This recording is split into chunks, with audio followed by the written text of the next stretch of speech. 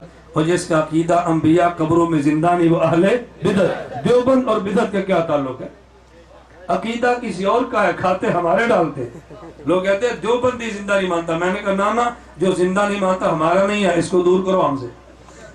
بات ٹھیک ہے غلط ہے؟ میں گزشتہ سال جنوری میں یمن کے دورے پر تھا، ہم شیراتون ہوٹل میں تھے اور ہمارے پورے وفد میں تاجروں کا وفد تھا۔ تاجروں نے یہ سمجھ کر کہ یہ بھی صوفی صاحب ہے، ان کو نہیں پتا تھا کہ مولوی ہے، ایک صوفی صاحب ہے، کہا تم دونوں ایک کمرے میں ٹھہرو۔ ہم ایک کمرے میں تھے، فجر کی نماز کے لیے ہم کمرے میں جو جماعت کے لیے کمرہ تھا وہاں گئے، وہ میرے پیچھے کھڑا ہوا، میں نے نماز پڑھائی۔ جب نماز سے فارغ ہوئے تو اس نے پھر نماز پڑھ لی۔ کمرے میں آئے تو میں نے پوچھا تو نے نماز لٹائی کیوں؟ مجھے اس کے جواب سے بڑی خوشی ہوئی، انہوں نے کہا مولانا صاحب تم دیوبندی ہو۔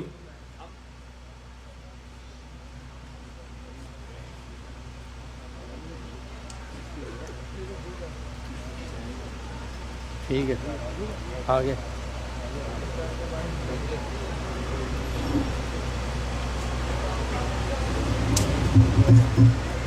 مجھے اس نے کہا کہ مولانا تم دیوبندی ہو، ہم دیوبندیوں کو گستاخ رسول سمجھتے ہیں، ہم تمہارا نا جو ٹھیک بات ہے مانو، جو اس کی بات اس نے اپنی کھلی بات دل کی نا، وہ منافق نہیں تھا، کھلی بات کہتے، جو کھلی بات کرے خوش ہونا چاہیے۔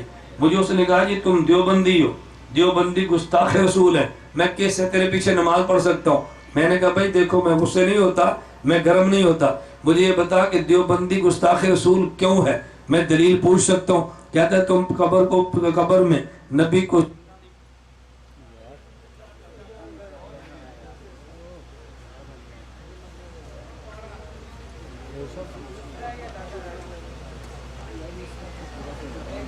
بھائی آگے ہو جو یار آپ۔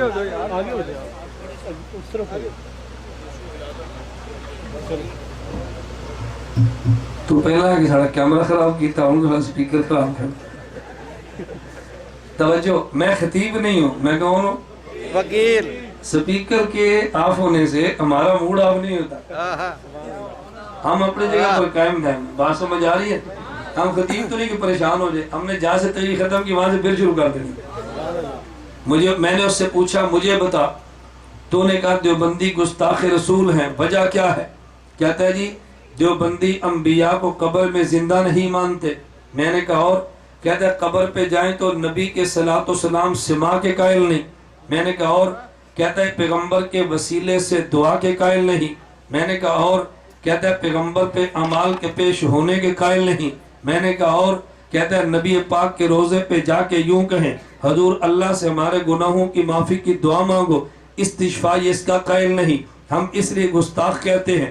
ہماری لاہور میں تحفظ سنت کانفرنس ہوئی، میرے لیپ ٹاپ میں وہ سی ڈی موجود تھی۔ میں نے کہا ایک منٹ، میں نے اسی وقت لیپ ٹاپ کو کھولا، کمپیوٹر کو آن کیا، میں نے کہا میرا بیان سن۔ میں نے اس لاہور میں کہا تھا دیوبند کا عقیدہ انبیاء قبروں میں زندہ ہیں، دیوبند کا عقیدہ نبی کی قبر مبارک پہ صلاۃ و سلام پڑھو، اللہ کے نبی سنتے ہیں، یہاں سے درود پڑھو تو نبی پہ پیش ہوتا ہے، امت کے اعمال پیغمبر پہ پیش ہوتے ہیں، نبی کے وسیلے سے دعا مانگنا ایمان ہے۔ جن کا یہ عقیدہ نہیں وہ دیوبندی نہیں ہے۔ سبحان اللہ۔ جن کا عقیدہ نہیں وہ دیوبندی نہیں۔ مجھے کہتا ہے میں تو اور سمجھتا رہا۔ میں نے کہا تو نے ان کو سنا تھا جو دیوبندی نہیں تھے اور دیوبندی بنے ہوئے تھے، دیوبندی نہیں تھے، دیوبندی بنے ہوئے، اہل بدعت تھے، اہل سنت بنے ہوئے تھے۔ جن کا یہ عقیدہ انبیاء قبروں میں زندہ اہل سنت ہے، جو نبی کو زندہ نہ مانے اہل بدعت، نبی کو زندہ نہ مانے وہ کون ہے؟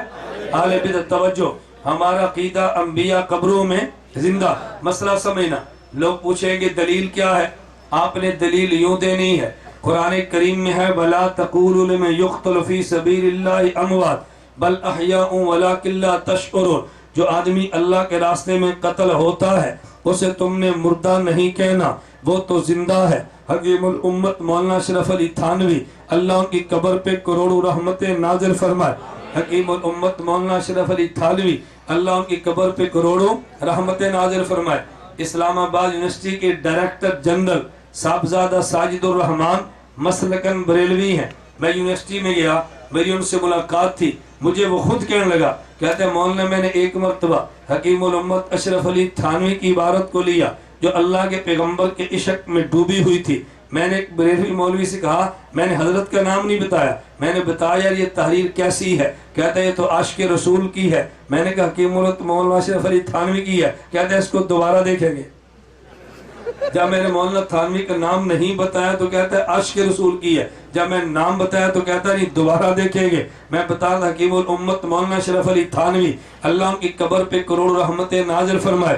حکیم الامت مولانا تھانوی کی تحقیق دیکھنا, فرمائے یہ انبیاء کے علاوہ شہداء قبروں میں زندہ ہیں. فرمائے شہید کو زندگی پیغمبر کی وجہ سے ملتی ہے, شہید کو مقام پیغمبر کی وجہ سے ملتا ہے. تو مجھے یہ بتاؤ جب شہید زندہ ہے تو جس کی وجہ سے مقام ملا وہ زندہ کیوں نہیں ہے؟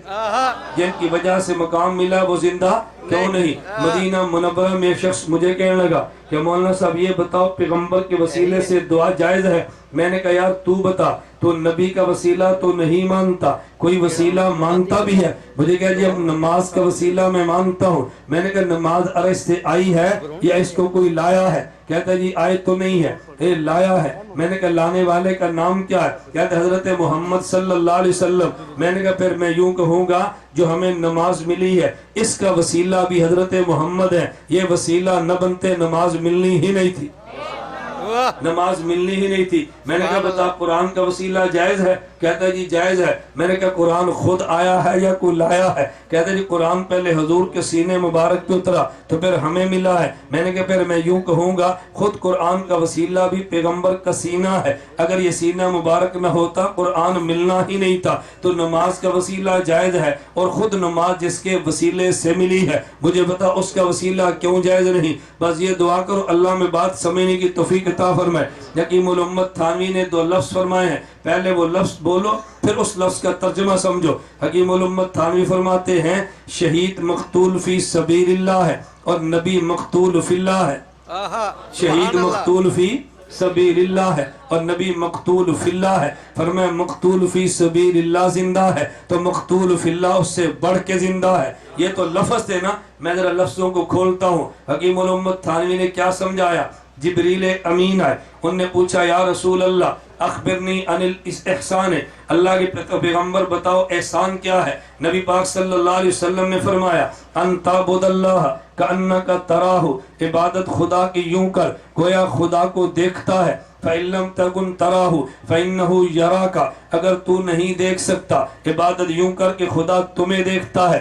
حضرت مولانا صوفی سرور دامت برکاتہم محتم شیخ الحدیث جامع اشرفیہ لاہور حضرت نے بخاری کی شرح میں لکھا ہے, عجیب تشریح کی ہے. حضرت صوفی صاحب فرمانے لگے عبادت کے 2 درجے ہیں. پہلا درجہ عبادت یوں کر کہ تو خدا کو دیکھتا ہے اور دوسرا درجہ خدا تجھے دیکھتا ہے. ایک امتی کی عبادت ہے, ایک نبی کی عبادت ہے. نبی کی عبادت یہ ہے کہ وہ خدا کو دیکھتا ہے, امتی کی عبادت یہ ہے کہ خدا اسے دیکھتا ہے. اب حکیم الامت کی عبارت کا مطلب سمجھنا, جیسے ایک نبی بھی خون دیتا ہے امتی بھی دیتا ہے. نبی بھی دنیا میں اللہ کے نام پہ جان پیش کرتا ہے, شہید بھی پیش کرتا ہے. فرق کیا ہے؟ نبی عبادت یوں کرتا ہے کہ خدا کو دیکھتا ہے اور امت یوں کرتا ہے خدا اسے دیکھتا ہے. تو نبی جان دیتا ہے خدا کو دیکھ کے اور امتی جان دیتا ہے خدا کے راستے کو دیکھ کے. جو خدا کو دیکھ کر جان دے اسے مقتول فی اللہ کہتے ہیں, اور جو خدا کے راستے کو دیکھ کر جان دے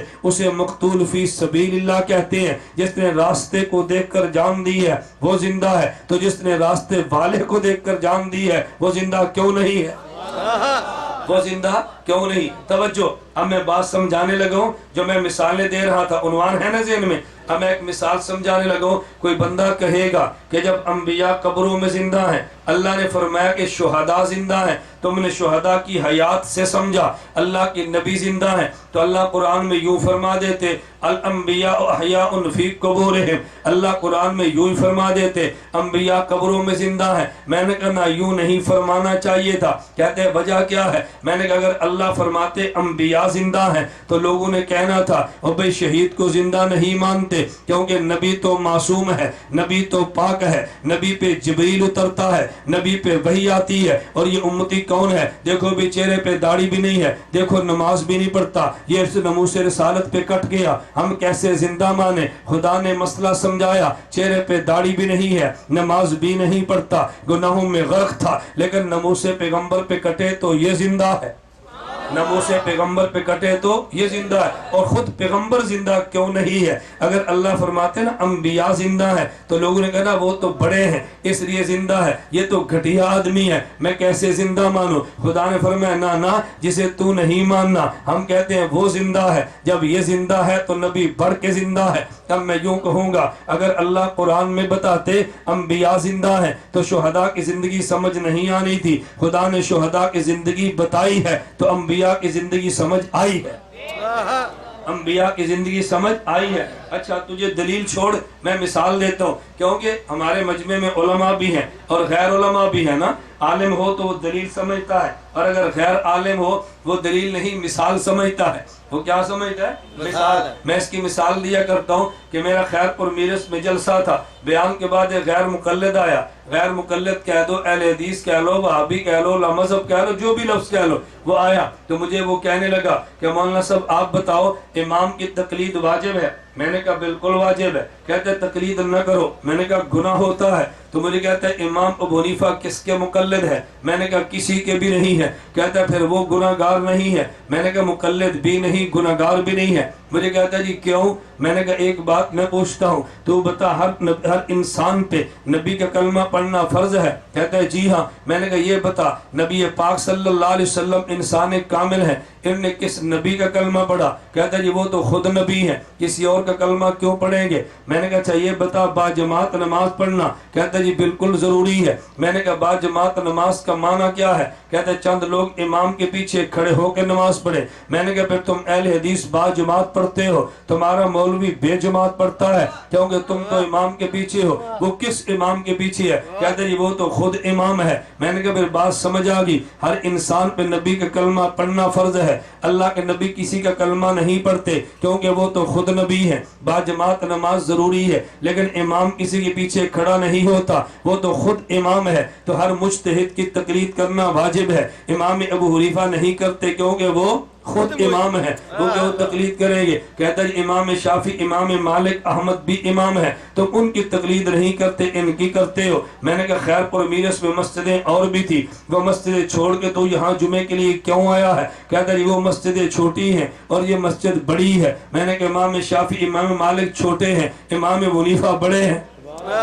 मुझे कहने लगा जी आप दलील नहीं देते, मिसाल देते हैं। मैंने कहा तेरा मौलवी आएगा तो दलील दूंगा, तो जैसा जाहिल आएगा तो मिसाल दूंगा। मौलवी को दलील देते हैं, आपको नहीं कहता, मौलवी को दलील देते हैं और गैर मौलवी को मिसाल देते हैं।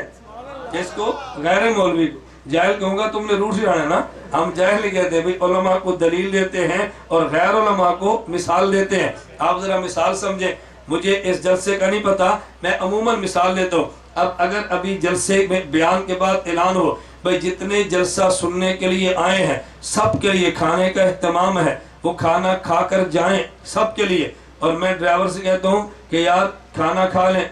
ड्राइवर कहता है ना उस्ताद जी खाना नहीं खाना। मैंने कहा क्यों? मैंने कहा उस्ताद जी देखो ये ऐलान आपके लिए नहीं है, ये ऐलान तो जलसा सुनने वालों के लिए है, आपको किसने खाने का कहा? आप बताओ उसकी बात गलत है या ठीक? बोलिए ना, गलत है। भाई जब आपके लिए खाना है तो एक बयान करने वाले के लिए क्यों नहीं होगा? ये बयान करने वाला ना आता तो सुनने वाला कौन आना था? इसकी वजह से तो ये आए हैं। तो जब इनका ऐलान है, हमारे ऐलान की जरूरत ही नहीं। लेकिन अगर स्टेज वाले ऐलान करें भाई जो बयान के लिए आए हैं उनके लिए खाना है, तो दो बंदे खड़े हैं, मैं क्या पूछते हैं भी जाते क्यों नहीं? कहा जी हमने खाना खा के जाना है। लोग पूछे क्यों? कहा जी स्टेज से ऐलान नहीं हुआ। बताओ इनकी बात ठीक है या गलत है? गलत है। क्यों?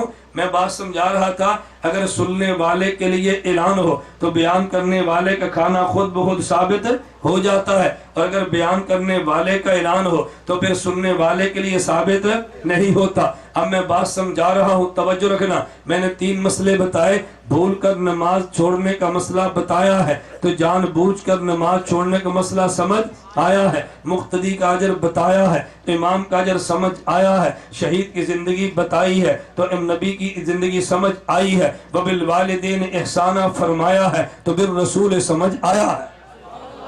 نہیں سمجھا؟ بالرسول سمجھ آیا ہے۔ اگر اللہ بالرسول فرماتے تو بالوالدین سمجھ نہیں آنا تھا، بالوالدین بتایا ہے تو بالرسول سمجھ آیا ہے۔ بات سمجھ آئی؟ اگر اللہ فرماتے رسول کا ادب کرو تو والدین کا ادب سمجھ نہیں آنا تھا، والدین کا ادب بتایا ہے تو رسول کا ادب سمجھ آیا ہے۔ توجہ آگے، میں ایک اور سوال کرتا ہوں، بات جاری رکھیں نا، میں ایک اور سوال کرتا ہوں، توجہ، میں سوال اٹھا کے پھر جواب، سوال بھی میرے ذمہ، جواب بھی میرے ذمہ۔ ہمارے استاد فرماتے تھے میں مر جاؤں یا میں ہی مر جاؤں، کہتے ہیں نا میں مر جاؤں یا پھر میں مر جاؤں۔ میں کہ سوال بھی میرے ذمہ، جواب بھی میرے ذمہ، ایسا سستا تمہیں وکیل کو ملے گا؟ بتاؤ، لوگ اس کی مخالفت کرتے۔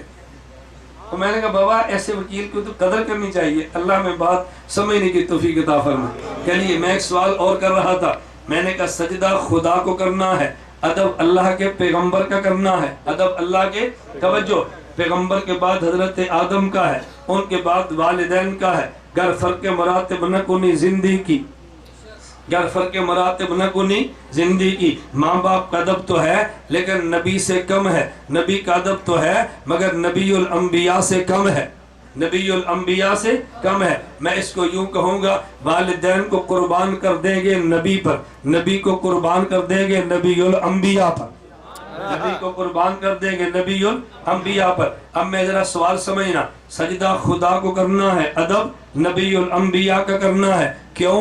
اس لیے کہ اللہ کو خالق کہتے ہیں اور نبی کو ہمارے وجود کا سبب کہتے ہیں، تو خالق کو سجدہ کرنا ہے اور جو ہمارا سبب بنا ہے اس کا ادب کرنا ہے۔ اب فوراً ایک بندہ آ گیا، کہا جی مولانا صاحب جو تم نے دلیل پیش کی ہے نا یہ دلیل بہت غلط دی ہے۔ میں نے دلیل کیا پیش کی تھی؟ حضرت ابن عباس رضی اللہ عنہما فرماتے ہیں اللہ پاک نے فرمایا لولا محمد لما خلقتک، اگر میں نے حضرت محمد کو پیدا نہ کرنا ہوتا اے آدم میں تجھے وجود ہی نہ دیتا۔ ایک بندہ کہتا ہے یہ حدیث ٹھیک نہیں ہے، میں نے کہا کیوں ٹھیک نہیں ہے؟ کہتا ہے جی قرآن کے خلاف ہے۔ میں نے کہا حدیث قرآن کے خلاف ہوتی نہیں کبھی نظر آتی ہے، نہیں سمجھے؟ خلاف ہوتی نہیں کبھی نظر آتی ہے۔ تم نظر کا علاج کراؤ تمہیں نظر بھی نہیں آئے گی، تم نظر کا علاج کراؤ تمہیں نظر، اور نظر کا علاج اہل نظر سے ہوتا ہے، نظر کا علاج اہل نظر سے ہوتا ہے۔ میں کہتا ہوں دیوبند والوں پہ خدا کا احسان اور فضل ہے، الحمدللہ ان کے پاس اہل علم بھی ہیں، اہل نظر بھی ہیں، اہل علم بھی اہل نظر بھی ہیں۔ مفتی محمد حسن دامت برکاتہم اہل علم بھی ہے، اہل نظر بھی ہے۔ حضرت صوفی سرور صاحب اہل علم بھی اہل نظر بھی ہے۔ مفتی حمید اللہ جان اہل علم ہیں، اہل نظر بھی ہیں۔ میں کہتا ہوں تیرے شہر میں کتنے اولیاء ہیں، اہل علم بھی ہیں اہل نظر بھی ہیں۔ خدا نے دونوں نے عطا فرمائی ہے۔ جو اہل علم اہل نظر ہیں ان کا عقیدہ دیوبند والا ہے۔ خیر میں بات سمجھانے لگا تھا، میں نے کہا توجہ رکھنا، کہتے حدیث قرآن کے خلاف ہے۔ میں نے کہا قرآن کے خلاف ہوتی نہیں کبھی نظر آتی ہے، جب خلاف نظر آئے تو پھر نظر کا علاج کرو۔ وہ کہتا ہے علاج کیسے کریں؟ یہ تو اہل نظر کو مانتا ہی نہیں سمجھا، اہل نظر کو، یہ تو خانقاہ کو مانتا ہی نہیں، مانے گا تو علاج کرائے گا۔ ہم خانقاہ کو مانتے ہیں تو نظر کا علاج بھی ہوتا ہے۔ توجہ، اب میں ذرا مثال دیتا ہوں، کہتا ہے یہ حدیث قرآن کے خلاف ہے۔ ہم نے کہا کس آیت کے خلاف ہے؟ یہ توحید والا تھا نا، کون تھا؟ توحیدی، واجی واہ توحید تو ہی نا۔ مجھے ایک بندہ کہنے لگا اور مولانا صاحب ہم کہتے ہیں نبی قبر میں نہیں سنتا ہے۔ میں نے کہا کیوں؟ توجہ، میں نے کہا کیوں؟ کہتا ہے اس سے شرک شروع ہوگا۔ میں نے کہا شرک کیسے شروع ہوگا؟ ولی قبر میں نہیں سنتا۔ میں نے کہا کیوں؟ کہتا ہے شرک ہوگا۔ میں نے کہا شرک کیسے ہوگا؟ کہتا ہے جی نہ سنیں گے نہ دیں گے، نہ سنیں گے نہ دیں گے۔ میں نے کہا اس کو توحید نہیں کہتے، توحید یہ کہ سن لیں گے دیں گے پھر بھی نہیں سمجھے، سن لیں گے دیں گے پھر بھی نہیں. ایک بندہ کہتا ہے جی یہ 100 روپیہ کیوں نہیں دیتا, اس کے پاس ہے ہی نہیں. میں نے کہا ہے پھر بھی نہ دے. نہیں سمجھے, ہے اور پھر بھی نہ دے, کتنا فرق ہے. وہ کیا کہہ رہا تھا, نہ سنیں گے نہ دیں گے. اگر کہیں گے نا سنتے ہیں تو لوگ کہیں گے دیتے ہیں, ہم نے کہا نہ سن تو لیتے ہیں لیکن دینا خدا کے ذمے ہے. وہ اختیارات تو خدا نے اپنے ذمے اپنے پاس رکھے ہوتے ہیں, تو یہ بات کبھی نہ کہنا. میں سمجھانے کے لیے ایک مثال دیا کرتا ہوں. حضرت مریم علیہ السلام, حضرت مریم علیہ السلام بچی ہیں, معصوم ہیں, اور نبی کی والدہ بننا تھا. حضرت زکریا علیہ السلام کی تربیت میں ہے. زکریا علیہ السلام نے مسجد کے محراب میں کمرہ تھا, حضرت مریم کو وہاں رکھتے اور دعوت کے لیے چلے جاتے, واپس آتے تو تالا کھولتے, حضرت امی مریم کی خدمت میں کھانا پیش کرتے. حضرت مریم ایک دن حضرت زکریا علیہ السلام داخل سے تشریف لائے, دروازہ کھولا, حضرت مریم کے پاس پھل موجود تھے, اور پھل بھی بغیر موسم کے تھے. توجہ رکھنا, پھل بھی بغیر موسم کے تھے. حضرت زکریا علیہ السلام نے ان پھلوں کو دیکھا جو بغیر موسم کے تھے. حضرت مریم اللہ کی نبیہ نہیں, اللہ کی ولیہ ہیں. نبی کے ہاتھ پہ معجزہ آتا ہے اور ولی کے ہاتھ پہ کرامت آتی ہے. زکریا علیہ السلام نے حضرت مریم کی کرامت کو دیکھا تو سجدے میں گر گئے اور اللہ سے دعا مانگنے لگے, اللہ موسم میرا بھی نہیں ہے, موسم میوے کا بھی نہیں تھا, بغیر موسم کے میوہ اسے بھی دیا ہے, اللہ بغیر موسم کے میوہ مجھے بھی دے دے. حضرت مریم کی کرامت دیکھی ہے تو زکریا علیہ السلام نے خدا سے مانگا ہے. ادھر عیسائی آ گیا. عیسائی کو تم دیکھو اپنے گرجے میں حضرت مریم کا بت بنا کے یوں کھڑا ہے. میں نے کہا تجھے کیا ہوا؟ کہتا ہے بغیر موسم کے پھل کھا سکتی ہے تو مجھے بھی تو پھل دے سکتی ہے. تو عیسائی نے حضرت مریم کی کرامت کو دیکھا تو مریم سے مانگتا ہے. زکریا علیہ السلام نے مریم کی کرامت کو دیکھا تو مریم کی خدا سے مانگتا ہے. ولی کی کرامت کو دیکھ کے ولی سے مانگنا یہ عیسائیت ہے, اور ولی کی کرامت کو دیکھ کے ولی کے خدا سے مانگنا اسلام ہے. میں نے کہا ہم یہ نہیں کہتے, جو بات کہنے کی ہے وہ کہو. اس نے کہا جی سنتے نہیں تو دیتے نہیں. میں نے کہا یہ کون سی توحید ہے؟ توحید تو یہ ہے کہ سن لیں پھر بھی نہیں دیتے, سن لیں پھر بھی نہیں دیتے. دینے والا کون ہے؟ بولیے دینے والا کون ہے؟ اللہ. سن لیں تب بھی نہیں دیتے. اچھا ایک بندہ کہنے لگا مولانا صاحب اس قبر میں عذاب و ثواب ہوتا ہے. میں نے کہا جی ہاں. کہتا ہے جی ہم نہیں مانتے. میں نے کہا کیوں نہیں مانتے؟ کہتا ہے ایک بندے کا جسم جل جاتا ہے, وہ جل کے راکھ ہو جاتا ہے, اس کو عذاب کس قبر میں ہوگا؟ ایک بندے کو جانور کھا جاتا ہے, اس کو عذاب کہاں ہوگا؟ ایک بندے کا وجود پانی میں گرا ہے اور پانی میں مل گیا ہے, عذاب کیسے ہوگا؟ میں نے کہا یہ توحید ہے. نہیں سمجھا, یہ توحید ہے. اور بولتے نہیں یہ توحید ہے. یہ کون سا توحیدی ہے؟ اور بابا توحید کیا ہے؟ جسم سالم ہوگا تو خدا عذاب دے سکتا ہے, اور جسم ختم ہوگا تو نہیں دے سکتا. یہ توحید نہیں ہے. توحید یہ ہے کہ جسم سالم ہو تب بھی دے سکتا ہے, ذرات میں بکھر جائے تب بھی دے سکتا ہے. تو توحید کے نام پہ یہ جرم نہ کر. میں خیر بات سمجھا رہا تھا. کہتا ہے جی ہم نہیں مانتے. میں نے کہا کیوں؟ کہتے حدیث قرآن کے خلاف ہے. میں نے کہا کون سی آیت؟ کہتا ہے قرآن میں ہے وَمَا خَلَقْتُ الْجِنَّ وَالْإِنسَ إِلَّا لِيَعْبُدُونَ. اللہ فرماتے ہیں کہ میں نے انسان کو عبادت کے لیے پیدا کیا ہے, عبادت کی وجہ سے پیدا کیا ہے. اور تم کہتے ہو حدیث میں ہے اللہ رب العزت فرماتے ہیں میں نے حضرت آدم حضرت محمد کی وجہ سے پیدا کیا. قرآن کہتا ہے عبادت کی وجہ سے پیدا کیا, اور تم کہتے ہو حدیث میں حضور کی, بولیے نا حضور کی وجہ. کہتا ہے یہ آیت حدیث آیت کے خلاف ہے. میں نے کہا نا حدیث آیت کے خلاف نہیں, تجھے نظر آتی ہے. یہ معنی دیوبند والوں سے سمجھ تاکہ تجھے پتا چلے حدیث آیت کے مخالف نہیں ہوتی, حدیث آیت کے مطابق ہوتی ہے. کہتا ہے جی کیسے؟ میں سمجھانے کے ایک مثال لیتا ہوں. بالفرض یہ نوجوان بیٹھا ہے, ابھی جلسے کے بعد اس کو کوئی توحیدی پکڑے گا اور پکڑ کے پوچھے گا بتاؤ مولانا الیاس گھمن کیوں آئے تھے؟ یہ کہے گا تجھے نہیں پتا, تقریر کرنے کے لیے آئے تھے. پھر مجھے آ کر کمرے میں پوچھتا ہے مولانا صاحب آپ کیوں آئے تھے؟ میں نے کس لیے آیا کہ مجھے مولانا عبدالعزیز صاحب نے دعوت دی تھی تو میں ان کی دعوت کی وجہ سے آیا تھا. اور نوجوان ہے, مجھے تو سب کے نام بھی نہیں آتے جو میرے میزبان بنے ہیں. مصطفیٰ ہے, ہاں بھائی غلام مصطفیٰ ہے. میں کہتا ہوں بھائی غلام مصطفیٰ میزبان ہے, ان نے دعوت دی ہے, دعوت کی وجہ سے آیا. بھائی آصف نے دعوت دی ہے, دعوت کی وجہ سے آیا. اس نے کہا دیکھو ان کے بیان ہی نہیں ملتے. یہ لڑکا کہتا ہے تقریر کے لیے آئے ہیں اور مولانا گھمر کہتے ہیں میں غلام استاد صاحب کی وجہ سے آیا ہوں، ان کے بیان نہیں ملتے۔ میں نے کہا توحیدی ادھر آ تجھے میں سمجھاتا ہوں، یہ تو نے کیا کہا؟ کہتا ہے یہ کہتا ہے تقریر کے لیے آئے ہیں، آپ کہتے ہیں ان کی وجہ سے آئے ہو۔ میں نے کہا یہ بھی ٹھیک کہتا ہے اور میں بھی ٹھیک کہتا ہوں، تو بات اس کی بھی نہیں سمجھا، تو بات میری بھی نہیں سمجھا۔ جب اس لڑکے سے پوچھا کہ مولانا گھمر کیوں آئے ہیں، اس نے میرے آنے کا مقصد بیان کیا ہے۔ جب مجھ سے پوچھا کیوں آئے ہیں تو میں نے اپنے آنے کا یہ آسے غلام مصطفیٰ سبب بیان کیا ہے۔ اگر تقریر نہ کرنی ہوتی میں تب بھی نہ آتا، مجھے میزبان دعوت نہ دیتا میں تب بھی نہ آتا۔ میرے آنے کا مقصد تقریر کرنا ہے اور میرے آنے کا سبب آسے غلام مصطفیٰ میزبان کا دعوت دینا ہے۔ میں کہتا ہوں بندے کے آنے کا مقصد اللہ کی عبادت کرنا ہے اور بندے کے آنے کا سبب میرے پیغمبر کا دنیا میں آنا ہے۔ مقصد اور ہوتا ہے، سبب اور ہوتا ہے۔ عقیدہ دیوبند کا سمجھتا نہیں، اعتراض دیوبند پہ کرتا ہے۔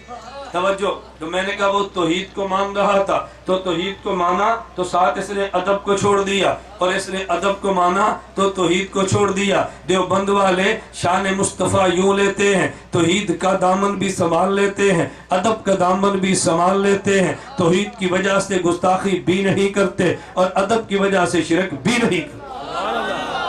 ہم توحید کے بھی قائل ہیں، ادب کے بھی قائل ہیں، توحید کے بھی قائل ہیں، ادب کے بھی قائل ہیں۔ میں آخری بات کہتا ہوں، اس کو میں سمجھانے کے لیے ہر جلسے میں کہتا ہوں اللہ میں سمجھنے کی توفیق دے۔ میں نے کہا بھی دیوبند کا نظریہ اور عقیدہ یہ ہے، اللہ کے بندو تم نے دیوبند کو نہیں سنا، تم نے دیوبند کے بارے میں سنا ہے۔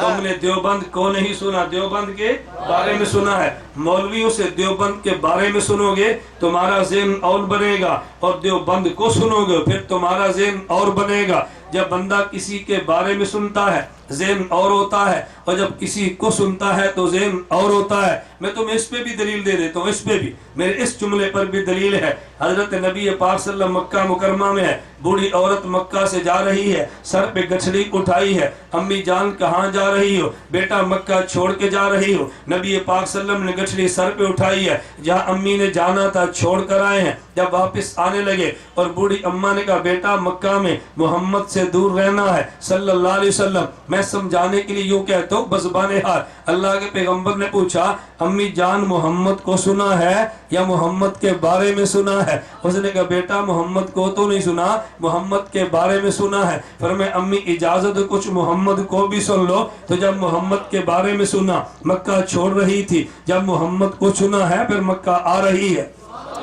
حضرت امام اعظم ابو حنیفہ اللہ ان کی قبر پہ کروڑوں رحمت نازل فرمائے۔ امام ابو حنیفہ رحمت اللہ علیہ کوفہ سے چلے تو مکہ گئے ہیں، امام باقر سے ملے، السلام علیکم کہا، امام باقر نے خوش دلی سے جواب نہیں دیا۔ امام ابو حنیفہ نے پوچھا حضرت آج لگتا ہے کچھ ناراض سے ہیں۔ فرمایا ناراض کیوں نہ ہو، تو قیاس کو لیتا ہے، حدیث کو چھوڑ دیتا ہے۔ امام ابو حنیفہ نے فرمایا حضرت یہ مجھ سے سنا ہے یا میرے بارے میں سنا ہے؟ مجھ سے سنا ہے یا میرے بارے میں؟ انہوں نے کہا دنیا کہتی ہے۔ فرمایا دنیا جھوٹ بولتی ہے۔ انہوں نے کہا تو کیا کہتا ہے؟ کہا جی آپ نے میرے بارے میں سنا ہے، آج مجھے بھی سنو، مجھے یہ بتاؤ کہ عورت طاقتور ہے یا مرد؟ انہوں نے فرمایا عورت کمزور ہے اور مرد طاقتور ہے۔ کہا جی اچھا جب والد فوت ہو جائے، بیٹی بھی ہے اور بیٹا بھی ہے، تو عقل یہ کہتی ہے اور میرا قیاس کہتا ہے چونکہ عورت کمزور ہے اس کو وراثت میں 2 گنا دینا چاہیے، اور لڑکا طاقت والا ہے اس کو وراثت میں 1 گنا دینا چاہیے۔ لیکن آپ کے نانا حضرت محمد صلی اللہ علیہ وسلم نے فرمایا عورت کو 1 گنا دینا ہے اور مرد کو 2 گنا دینا ہے۔ میں نے قیاس کو چھوڑا ہے آپ کے نانا کی حدیث کی وجہ سے، میں نے قیاس کو چھوڑا آپ کے نانا کی حدیث کی وجہ سے۔ ماہواری کے دنوں میں عورت نماز بھی نہیں پڑھتی اور روزے بھی نہیں رکھتی، لیکن بعد میں روزہ قضا کرتی ہے اور نماز قضا نہیں کرتی، حالانکہ نماز اہم ہے اور روزہ غیر اہم ہے۔ فرمایا میری عقل کہتی ہے نماز قضا کرے اور روزہ نہ کرے، لیکن میں نے عقل کو چھوڑا ہے آپ کے نانے کے فرمان کی وجہ سے۔ امام باقر اٹھے، امام حنیفہ کی پیشانی کو چوم لیا، انہوں نے کہا بیٹا تو ٹھیک کہتا ہے، ہم نے تیرے بارے میں سنا ہے، تجھے نہیں سنا۔ لاہور والوں میں تمہیں کہتا ہوں خدا کی قسم تم نے دیوبند کے بارے میں سنا ہے، تم نے دیوبند کو نہیں سنا۔ دیوبند کے بارے میں سنا ہے، دیوبند کو نہیں سنا۔ ہم توحید کے بھی قائل ہیں، ادب کے بھی قائل ہیں۔ توحید کی آڑ میں ہم گستاخیاں نہیں کرتے اور ادب کی آڑ میں شرک بھی نہیں کرتے۔ ہم توحید کے بھی قائل ہیں، ادب کے بھی قائل ہیں۔ میں اس کو یوں سمجھاتا ہوں، توحید تو یہ ہے ہم اللہ سے مانگتے ہیں، ادب یہ ہے پیغمبر کے وسیلے سے مانگتے ہیں۔ توحید تو یہ ہے اللہ سے مانگتے ہیں، اور ادب یہ ہے کہ پیغمبر کے وسیلے سے مانگتے ہیں۔ یہ جو توحید کرتا ہے یہ پیغمبر کا وسیلہ نہیں مانگتا، اور جو ادب کرتا ہے وہ براہ راست پیغمبر سے مانگتا ہے۔ ہم مانگتے تو اللہ سے ہیں، توحید کے قائل ہیں، لیکن ولی کے وسیلے سے مانگتے ہیں۔ ہم ادب کے قائل ہیں، توحید والا ولی کے وسیلے کو نہیں مانتا، اور جو ولی کا نام لیتا ہے وہ ولی سے مانگتا ہے۔ ہم نے کہنا نہ، ولی کا وسیلہ نہ دے گا، یہ بے ادبی بن جائے گی، اور ولی سے مانگے گا تو شرک بن جائے گا۔ ہم توحید کے قائل ہیں، خدا سے مانگتے ہیں، اور ادب کے قائل ہیں، اللہ کے نبی کے وسیلہ سے مانگتے ہیں۔ یہی بات میں سمجھانے کے لیے کہتا ہوں، اس کو دل کی تختیوں پہ نوٹ کر لے۔ نام محمد سے دلوں کو سرور ملتا ہے، نگاہ فکر کو تازہ شعور ملتا ہے۔ نام محمد سے دلوں کو سرور ملتا ہے، نگاہ فکر کو تازہ شعور ملتا ہے۔ نصیب کیسا بھی ہو واسطہ احمد کا دے کے، نصیب کیسا بھی ہو وسیلہ محمد کا دے کے، خدا سے جو بھی مانگے ضرور ملتا ہے۔ اللہ ہم سب کو توحید بھی دے، اللہ ہمیں ادب بھی دے۔ ہم توحید بھی مانتے ہیں، ادب بھی۔ مضمون سمجھ آ گیا نا؟ آپ سے پوچھے بھی کیا بیان ہوا تو کیا کہو گے؟ ہم توحید بھی مانتے ہیں، ادب بھی مانتے۔ یہ دو لفظ آپ نے یاد رکھنے ہیں، توحید کی آڑ میں گستاخیاں نہیں کرتے اور ادب کی آڑ میں شرک نہیں کرتے۔ اللہ مجھے اور آپ سب کو توحید کی بھی توفیق دے، اللہ ہمیں ادب کی بھی توفیق دے۔ وآخر دعوانا ان الحمدللہ رب العالمین، والصلاة والسلام علی رسولی وعلی آلہ وصحابہ اجمعین۔ اے اللہ ہم سب کے گناہوں کو معاف فرما دے، اے اللہ خطاؤں سے درگزر فرما دے، اے اللہ جائز حاجات کو پورا فرما دے۔ اے اللہ جن حضرات نے جلسے کا انتظام کیا ہے، جو سننے کے لیے تشریف لائے ہیں، اے اللہ تو سب کی محنت قبول فرما لے۔ اے اللہ پاکستان کو شرور و فتن سے محفوظ فرما لے، اللہ ہمیں صالح حکمران عطا فرما دے۔ اے اللہ پاکستان کو بد امنی، دہشت گردی، تخریب کاری سے محفوظ فرما، نبی کریم صلی اللہ علیہ وسلم کی ناموس کی حفاظت کی توفیق عطا فرما، پیغمبر کی ناموس کے لیے ہم سب کو یکجان ہونے کی توفیق عطا فرما۔ اے اللہ امت کو توحید اور ادب کی وجہ سے جمع فرما دے۔ اے مولا کریم جو بیمار ہیں صحت عطا فرما۔ اے اللہ جو حضرات تشریف لائے ہیں، ہم تجھ سے تیرے پیغمبر کا وسیلہ دے کر دعا مانگتے ہیں، ان کی جائز حاجات بھی پورا فرما دے۔ اللہ مشکلات ختم فرما دے، عافیت کے ساتھ دین کی خدمت کے لیے قبول فرما لے۔